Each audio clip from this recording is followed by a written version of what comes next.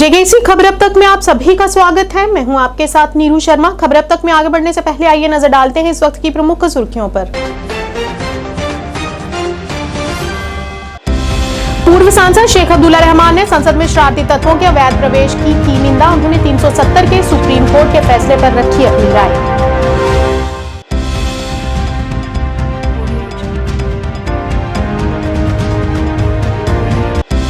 शेर कश्मीर भवन में नेशनल कॉन्फ्रेंस स्टूडेंट यूनियन द्वारा एक बैठक का किया गया आयोजन। वरिष्ठ नेता अजय सरोत्रा सहित कई गणमान्य रहे मौजूद।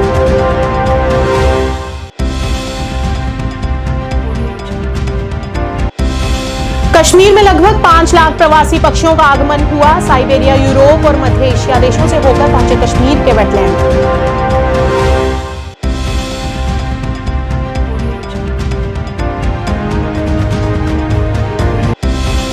चिल्लई कलां से पहले कड़ाके की ठंड, जमने लगा डल झील का पानी। 16 को बदलेगा मौसम।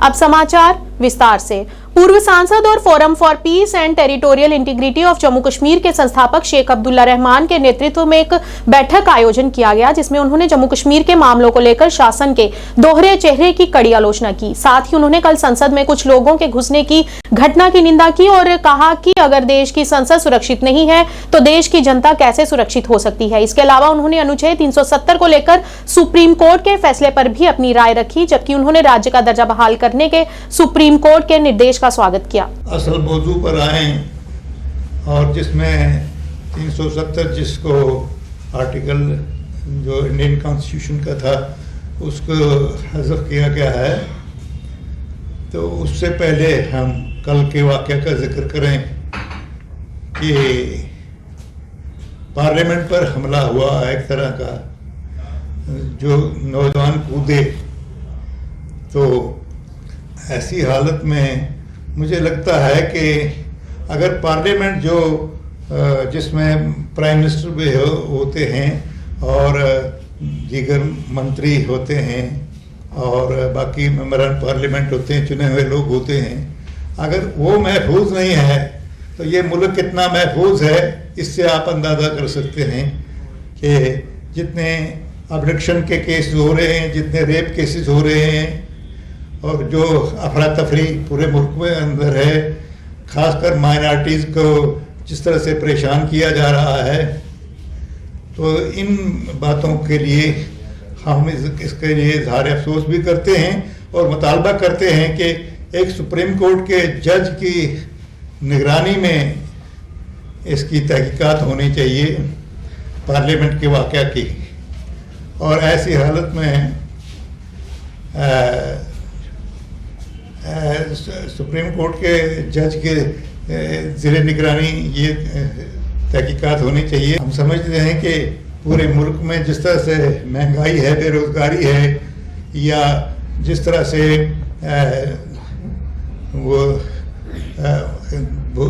ये एक गवर्नमेंट जो है इसके शक व शुबे से बालातर नहीं है, इसलिए सुप्रीम कोर्ट के जज से इसकी तहकीकात हो। जम्मू में शेर कश्मीर भवन में नेशनल कॉन्फ्रेंस स्टूडेंट यूनियन द्वारा एक बैठक का आयोजन किया गया। इस दौरान नेशनल कॉन्फ्रेंस के वरिष्ठ नेता अजय सरोत्रा ने बताया कि विद्यार्थियों से मुलाकात करने का उद्देश्य यही है कि स्टूडेंट यूनियन के विद्यार्थियों को भविष्य में आगे बढ़ने और देश का नाम रोशन करने के लिए प्रेरित किया जा सके तथा पढ़ाई के साथ साथ अन्य भी गतिविधियों में भाग लेने के लिए प्रेरित किया। उन्होंने कहा कि एक बेहतर समाज से ही बेहतर देश का निर्माण किया जा सकता है और एक बेहतर समाज तभी संभव होगा जब यहाँ का युवा हर तरह से सक्षम होगा। इस दौरान उन्होंने युवाओं से नशे मुक्ति अभियान के लिए अन्य युवाओं को जागरूक करने के लिए भी प्रेरित किया। हमारे स्टूडेंट यूनियन को बहुत ज्यादा सपोर्ट किया।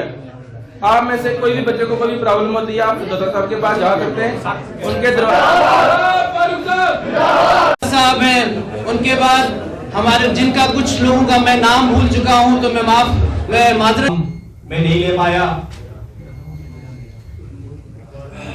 आप सबको और सब मेरे भाइयों को नेशनल कॉन्फ्रेंस जिंदाबाद, नेशनल कॉन्फ्रेंस जिंदाबाद, नेशनल कॉन्फ्रेंस स्टूडेंट यूनियन जिंदाबाद, जनाब फारूक साहब जिंदाबाद।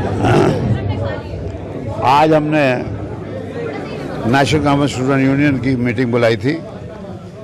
हमारे जो यहाँ प्रधान हैं वो हर्षवर्धन सिंह हैं। आज हमने इन स्टूडेंट्स के साथ मुलाकात करने के लिए एक मीटिंग बुलाई थी और हम अनकरीब यहाँ स्टूडेंट यूनियन की, नेशनल कॉन्फ्रेंस स्टूडेंट यूनियन की एक कन्वेंशन करने जा रहे हैं, जिसको जनाब उमर अब्दुल्ला साहब एड्रेस करेंगे। इस सिलसिले में हमने 3 मेंबरी कमेटी बना दी है जो इनको सुपरवाइज करेगी। उसमें अंकुश बरोल हैं, अयूब मलिक हैं, या अपने डॉक्टर विकास हैं। ये सारा इनके साथ मिलके बात करेंगे जिससे कि एक अच्छा प्रोग्राम बनेगा। और हमारा मकसद ये है कि ये जो स्टूडेंट यूनियन के हमारे बच्चे हैं या बच्चियां हैं, ये कल का हिंदुस्तान है, कल का जम्मू कश्मीर है। हम चाहते हैं कि ये पढ़े लिखे बच्चे जो हैं ये आगे बढ़ें, जो सियासत में आना चाहे सियासत में आए, जो अपने बाकी पढ़ाई में जाना चाहे, नौकरियों में जाना चाहे। जितनी हमारी मदद होगी हम मदद करेंगे, क्योंकि हम समझते हैं कि यही रूह है इस माशरे की, इस समाज की। और हम ये भी इनसे गुजारिश की है कि आपने नशाखोरी के सिलसिले में भी एक बड़ा अहम रोल अदा करना चाहिए ताकि नौजवान बच्चे उस तरफ न जाएं। बड़ी मुबारक की बात है कि हमारे बच्चों ने गोल्ड मेडल लिए हैं स्पोर्ट्स में।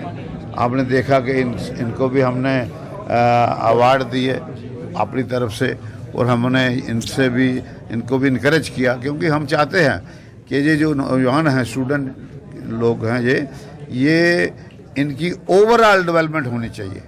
यहाँ हम ये कहते हैं कि पढ़ाई में ये अव्वल आएँ, वहाँ हम कहते हैं कि करिकुलर एक्टिविटीज़ में भी ये आगे आएँ, स्पोर्ट्स में भी आगे आएँ, पढ़ने में भी आगे आएँ, और अगर सियासत में कोई आना चाहता है उसमें भी आगे आए, ताकि एक अच्छा वातावरण, अच्छा माहौल बने। क्योंकि नेशनल कॉन्फ्रेंस का हमेशा कोशिश रही है कि हमने इत्तेफाक रखना है, प्यार मोहब्बत रखना है। और आपको पता है कि नेशनल कॉन्फ्रेंस के जो बानी थे शेर कश्मीर शेख महमूद अब्दुल्ला, उनका एक नारा था कि शेर कश्मीर का क्या इरशाद हिंदू मुस्लिम सिख था, क्योंकि हम समझते हैं कि इस एकता में ही बल है। और बड़ी खुशी की बात है कि यहाँ जब सुप्रीम कोर्ट 370 की बात सुन रहे थे, वो बहस सुन रहे थे, तो वहाँ ये ऑब्जर्वेशन की गई कि जो शेर कश्मीर का विजन था बहुत बड़ा विजन था। ये बड़ी हमारे लिए भी खुशी की बात है। और ये नौजवानों ने, मैं चाहता हूँ कि नौजवान इतिहास पढ़ें और देखें कि नेशनल कॉन्फ्रेंस का क्या रोल रहा है, किस तरह नेशनल कॉन्फ्रेंस ने 2 नेशन थ्योरी को ठुकरा दिया जब देश का बंटवारा हुआ। उन्होंने एक अक्सरियत मुस्लिम रियासत को देश के साथ जोड़ दिया, देश का ताज बना दिया। इसका ताज बनाने में नेशनल कॉन्फ्रेंस का बड़ा अहम रोल है। नौजवानों ने पढ़ना चाहिए, क्योंकि हाँ, यहाँ लोग प्रोपेगेंडा करने के लिए, लोग गुमराह करने के लिए बहुत कुछ कहते हैं, मगर मैं नौजवानों से प्रार्थना करता हूँ, खासकर स्टूडेंट से, ये पढ़े लिखे लोग हैं, आप इतिहास पढ़े और किस तरह उस वक्त बंटवारे के वक्त 2 नेशन थ्योरी को ठुकरा के शेर कश्मीर ने कहा नहीं, हमने जाना है तो देश भारतवर्ष के साथ जाना है, हिंदुस्तान के साथ जाना है। और जो हिंदुस्तान महात्मा गांधी और जवाहरलाल नेहरू का हिंदुस्तान है, हमने उसके साथ जाना है। लिहाजा ये बातें इनको समझाना, इनको सुनाना बड़ा ज़रूरी है, ताकि अच्छा समाज बन सके और आने वाले वक्त में ये अपना एक अच्छा योगदान सोसाइटी को। वेटलैंड वार्डन इशफान दीवान ने आज संवाददाताओं को जानकारी देते हुए बताया कि कश्मीर में लाखों प्रवासी पक्षी आ रहे हैं और इससे अधिक पक्षी आने की उम्मीद है। लगभग 5 लाख प्रवासी पक्षी कश्मीर के वेटलैंड्स में पहुंच चुके हैं। साइबेरिया, यूरोप और मध्य एशियाई देशों में प्रवासी पक्षी होकर वेटलैंड श्रीनगर पहुंच गए हैं। इस मौके पर उन्होंने सभी से अपील करते हुए कहा कि ये पक्षी हमारे मेहमान हैं और हमारा फर्ज है कि हम उनका ध्यान रखें।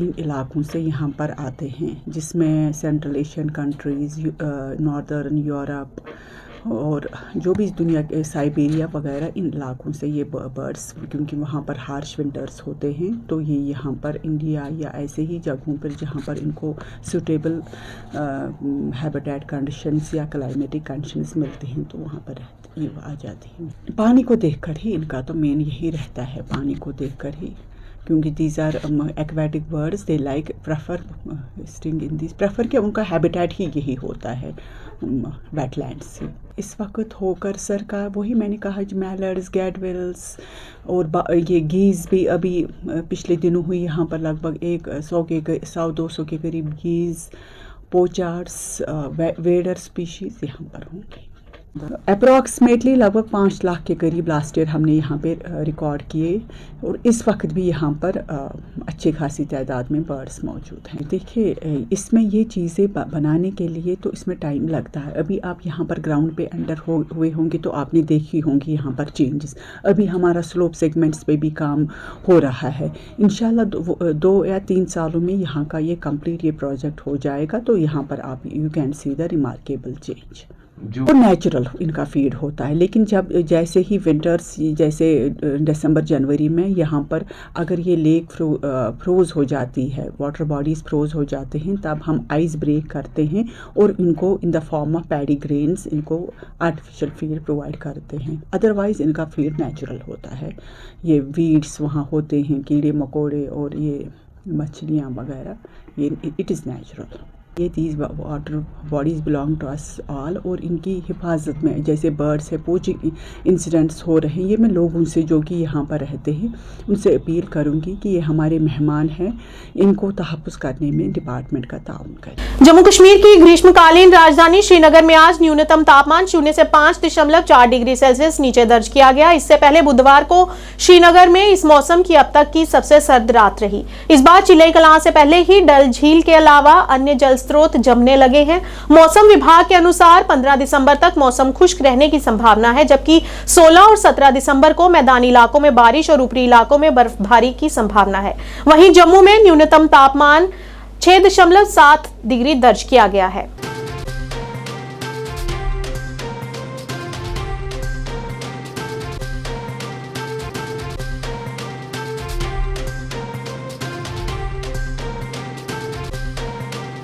नोडल अधिकारी स्नो क्लियरेंस शफकत जिलानी ने आज पत्रकारों से बात करते हुए कहा कि किसी भी स्थिति से निपटने के लिए हम अब पूरी तरह से तैयार हैं। उन्होंने बताया कि घाटी के 10 जिलों को कवर करने के लिए 16 नियंत्रण कक्ष स्थापित किए गए हैं। इस वर्ष बर्फ हटाने के लिए हमारे पास 284 हाईटेक मशीनें हैं, जिससे किसी भी किस्म की समस्या उत्पन्न होने के आसार नामुमकिन ही लगते हैं। और उन्होंने जानकारी देते हुए बताया कि अब इस विभाग का नाम मैकेनिकल एजेंट के नाम से बदलकर मैकेनिकल एंड हॉस्पिटल एजेंट रखा गया है।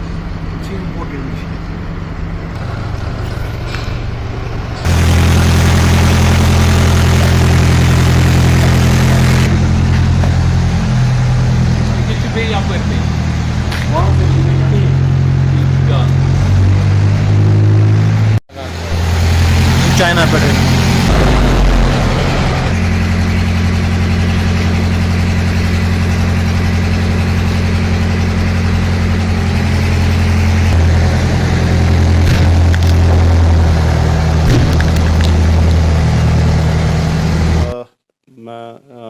ऐसा कहूँगा कि ये जो हमारा डिपार्टमेंट है ये रिसेंटली रिऑर्गेनाइज हो गया। इसका पहले मैकेनिकल इंजीनियरिंग डिपार्टमेंट नाम था, अब इसका नाम चेंज हो गया mechanical and hospital engineering department. और जो मैकेनाइज स्नो क्लियरेंस है पूरी वैली की, वो हमारी रिस्पॉन्सिबिलिटी रहती है।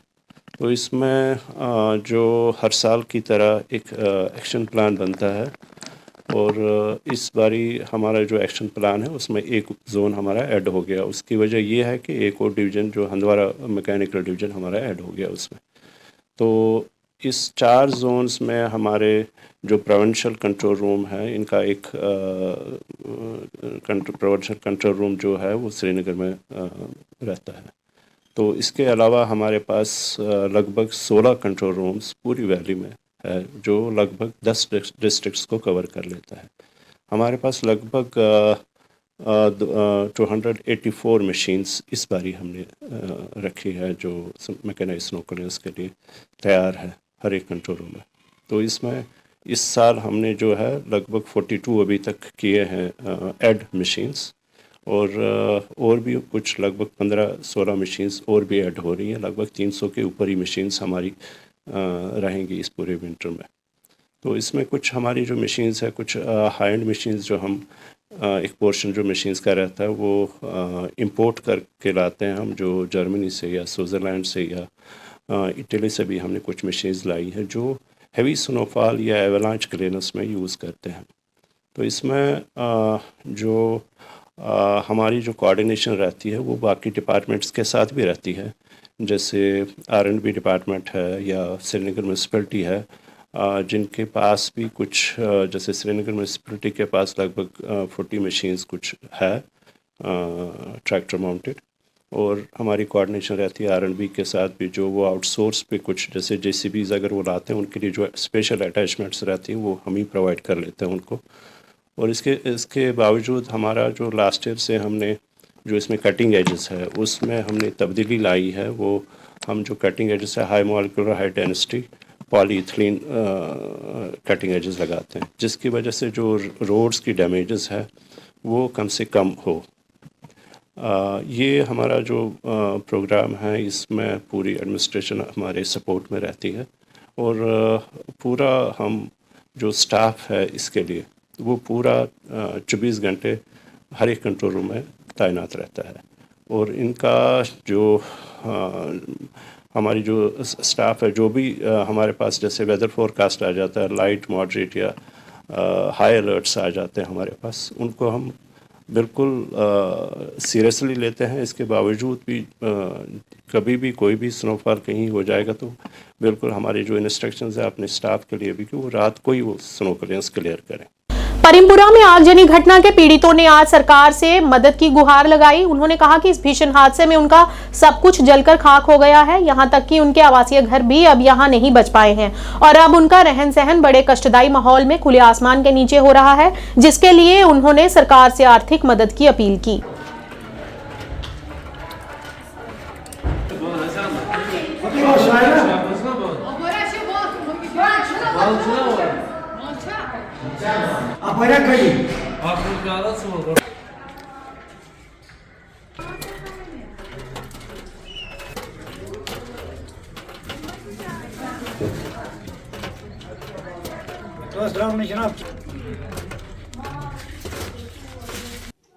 तो सुबह 9 बजे यहाँ पे शॉर्ट सर्किट हुआ। ये मेरा बड़ा भाई है, तो अचानक हमें घर से फ़ोन आया कि यहाँ पे आग लगी है।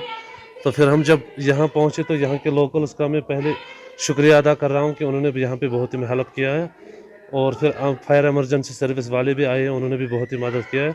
लेकिन ऊपर का जो तीसरा मंजिल है वो पूरा जल चुका है, और इनका जो अपना जायदाद था इन्होंने अपनी जगह पे सेफ रखा था। करीबन नियर अबाउट 6 लाख का नुकसान हुआ है जायदाद का, और उसके बगैर जो नुकसान हुआ है 25 लाख तक नुकसान हुआ है। तो फिर जब हम यहाँ भी पहुँचे तो यहाँ कुछ नहीं बचा था। जो मेरा बड़ा भाई है उसका नाम है, जिसका ये मकान है, जो ये है मकान का मालिक, वो मेरा बड़ा भाई है, उसका नाम रफ़ीक अहमद है। तो नुकसान बहुत ही ज़्यादा नहीं, जानी नुकसान नहीं हुआ, लेकिन मकान का नुकसान बहुत ही ज़्यादा हुआ है। हुए हैं जिन्होंने उस टाइम हेल्प किया था, जो यहाँ के लोकल्स हैं, वो कुछ ज़ख्मी हुए, किसी को फिंगर्स में जो चोट आया है, किसी को लेग में, क्योंकि उन्होंने फिर शीशे भी तोड़े थे इसलिए ताकि ब्लास्ट ना हो जाए। परिमपुरा मीर मनसूर कॉलोनी सुबह 9 बजे पावर, पता सुबह ब्लावर तपान, तम पे गई तो ब्लावर गो बंद तो पेश कर नाल मे नीच बह चोट अन्न, तमी वो पे नाल हरकन लगान। लगभग 15 लक्ष पेश पे गो नुकसान, पेठी गो नुकसान, जायदाद वो करंट सुबह शार्ट से बंद छलान किचनस मे वो नीचे चोटाइनिस तमी नुकसान क्या गो क्या दो शुरन सारी पलो वलो तम तो ज्यादा कश्मीर की हज समिति ने उन श्रद्धालुओं के लिए पोर्टल खोल दिए गए हैं जो हज 2023 यात्रा के लिए पवित्र शहर मक्का की यात्रा करना चाहते हैं। हज समिति के एक अधिकारी ने जानकारी देते हुए बताया कि इस साल समिति ने आवेदकों के लिए परेशानी मुक्त अनुभव सुनिश्चित करने के लिए पंजीकरण की प्रक्रिया को पूरी तरह से ऑनलाइन कर दिया है। मैं इरशाद अहमद, हज ऑफिसर जे&के हज कमेटी हज हाउस बेमना से बोल रहा हूँ। एक्चुअली हज की अनाउंसमेंट हुई है, हज कमेटी ऑफ इंडिया ने इनवाइट की है एप्लीकेशंस ऑनलाइन मोड। हमारे हाजी साहिबान जो भी हज के लिए फॉर्म भरना चाहते हैं वो ऑनलाइन फॉर्म भर सकते हैं।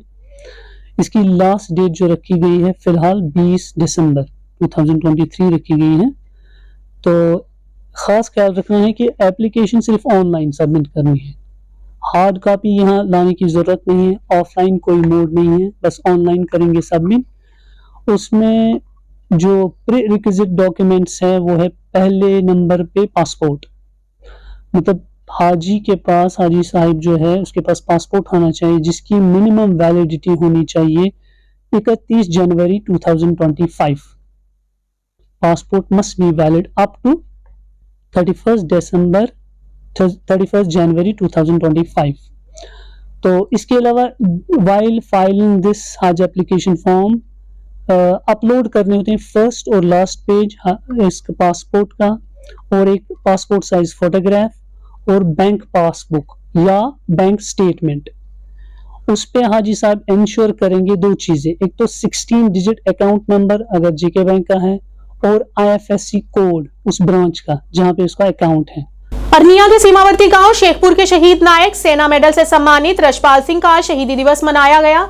रशपाल सिंह राजौरी सेक्टर में आतंकियों से लोहा लेते हुए शहीद हो गए थे। शहीद होने से पहले उन्होंने 3 आतंकियों को मौत के घाट उतार दिया था। उनके शहीदी दिवस के उपलक्ष्य में गांव में धार्मिक समारोह आयोजित किया गया। इसमें बिश्नाह के पूर्व विधायक अश्विनी कुमार शर्मा व क्षेत्र के सरपंचों पंचों ने शहीद को श्रद्धांजलि भेंट करते हुए उनकी वीरगाथा पढ़ी।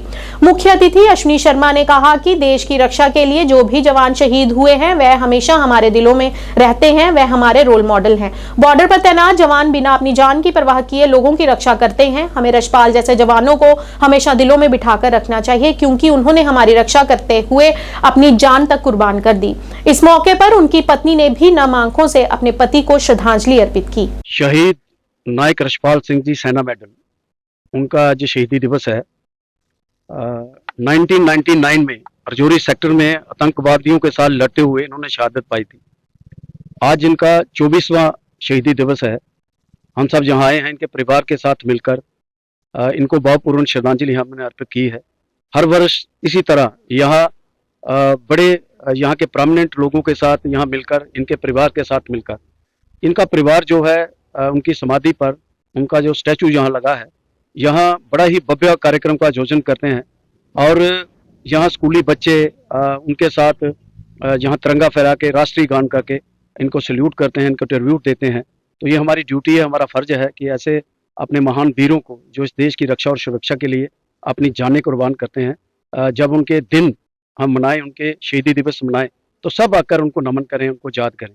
इसी सिलसिले में ये सारा कार्यक्रम जो गांव शेखुपुर में जहां उनका स्टैचू लगा है, उनका परिवार, पूरा परिवार जो है वो हमारे साथ यहाँ वो जो उन्होंने प्रोग्राम यहाँ ऑर्गेनाइज किया था, तो हम सब जहाँ आए हैं, मेरे साथ यहाँ प्रोमिनेंट यहाँ के VDC चेयरमैन हैं, DDC मेंबर हैं, हमारे सरपंचज हैं, पंचज हैं, प्रोमिनेंट लोग जहाँ के हैं, उनका पूरा परिवार हमारे साथ है। तो सब ने मिलकर आज उनको भावपूर्ण श्रद्धांजलि जो है अर्पित की है। तो ये दिन जो है ये ऐसे ही हम मनाते रहें ताकि आने वाली जो पीढ़ी है उनको पता लगे कि देश के लिए हमारे वीर जो हैं जिन्होंने आज़ादी दिलवाई वो शहीद हुए। आज़ादी के बाद जो हमारा ऐसे जवान हैं, सेना में ऑफिसर जो जवान हैं, पैरामिलिट्री फोर्सेस में है, जम्मू कश्मीर पुलिस में है, जो भी अपने देश के लिए, अपनी मातृभूमि के लिए अपनी जान देता है। खबर अब तक के आज के इस अंक में इतना ही। नए अंक लेकर फिर हाजिर होंगे, तब तक के लिए दीजिए इजाजत। नमस्कार।